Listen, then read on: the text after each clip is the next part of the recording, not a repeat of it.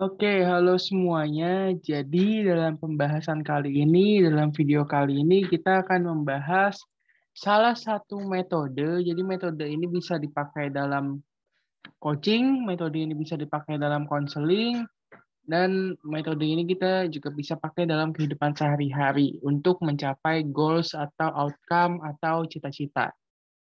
Nah, metode ini disebut dengan metode SWOT. Jadi SWOT, di mana metode ini saya lihat belakangan cukup ramai dibicarakan, dipakai di beberapa ospek atau PKKMB atau perkenalan mahasiswa baru, siswa baru, dan lain sebagainya. Jadi saya rasa perlu untuk kita membahas lebih dalam mengenai apa sih itu metode SWOT dan bagaimana implementasi daripada metode SWOT dalam kehidupan sehari-hari.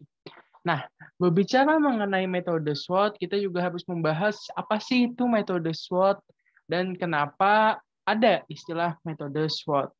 Jadi, pada dasarnya metode SWOT ini awalnya itu digunakan atau dipakai dalam bisa dibilang dalam bisnis atau dalam usaha, yaitu metode SWOT merupakan sebuah perencanaan strategis yang digunakan untuk mengevaluasi kekuatan perusahaan, kelemahan perusahaan, bagaimana peluang suatu perusahaan, dan bagaimana ancaman suatu perusahaan. Jadi ada strength, ada weakness, ada opportunity, dan ada threat. Nah, ini kan dipakai dalam dunia bisnis. Biasanya dalam bisnis, kemudian perusahaan baru berkembang ke pengembangan diri dan lain sebagainya. Nah, tujuan utamanya apa sih kalau dalam dunia bisnis? Dalam dunia bisnis adalah mengevaluasi nih bagaimana suatu produk atau suatu usaha bisa bersaing dan bagaimana presentasi untuk unggul. Itu kalau dalam dunia bisnis atau dalam dunia perusahaan. Lantas, metode ini juga bisa dipakai dalam dunia pengembangan diri. Makanya dibahas dalam coaching, konseling, atau teman-teman juga bisa praktekkan dalam kehidupan sehari-hari.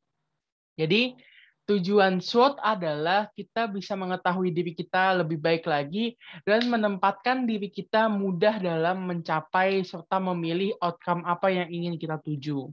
Jadi kita bisa mengetahui bagaimana diri, bagaimana cara mencapai outcome, dan seperti apa peluangnya untuk mencapai outcome. SWOT itu secara sederhana dia merupakan singkatan atau akronim dari strengths, weakness, opportunities, dan trait, yaitu strengths atau kekuatan atau kelebihan. Jadi poinnya di sini adalah kita pertama kali atau paling pertama kita harus mengetahui apa kelebihan yang kita miliki. Kita punya passion di mana, kita punya kelebihan di mana, kita punya keunggulan di mana, dan lain sebagainya. Ini perlu diketahui di awal, di paling awal. Kemudian ada weakness atau kelemahan, di mana kita juga harus tahu nih, kita harus mengetahui diri kita baik yang positif maupun yang negatifnya. Kita udah tahu kelebihan kita apa, kita juga harus tahu kelemahan kita apa. Kelemahan dalam berbagai bidang. Teman-teman terserah mau menggunakan bidang apa, yang jelas teman-teman harus mengetahui kelemahannya di bagian mana. Kemudian yang ketiga ada opportunities atau peluang. Kita juga harus mengetahui ketika kita ingin menyusun sebuah outcome, kita ingin mencapai sebuah goals, atau kita ingin merangkai cita-cita, kita harus tahu peluang kita bagaimana mendapatkannya. Cara mengetahui peluang pernah saya bahas di metode SMART. Jadi teman-teman bisa cek video saya yang SMART Coaching, itu di situ dijelaskan bagaimana cara menyusun cita-cita dengan lebih mudah.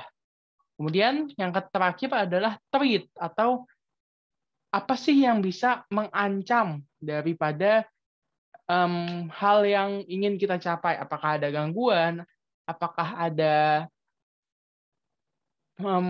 orang lain yang punya peluang lebih besar, atau apakah ada celah-celah yang kemungkinan kita miss di sana, atau kita mungkin sekali untuk dalam tanda petik ya gagal di sana. Kita juga harus mengetahui itu. Tujuannya apa? Tujuannya untuk mengetahui bahwasanya kita bisa mempersiapkan kemungkinan-kemungkinan terburuk, kita bisa mempersiapkan diri untuk menghadapi hal-hal tersebut. Itu paling penting dalam metode ini. Jadi metode ini membuat kita prepare lebih baik, membuat kita jauh lebih nyaman untuk mempersiapkan diri mencapai apa yang kita inginkan, seperti itu. Oke, mungkin itu yang bisa kita bahas dalam metode SWOT. Semoga bermanfaat bagi teman-teman. Kita akan berjumpa dalam video-video selanjutnya. Semoga selalu sehat dan berbahagia. Sampai jumpa di video selanjutnya.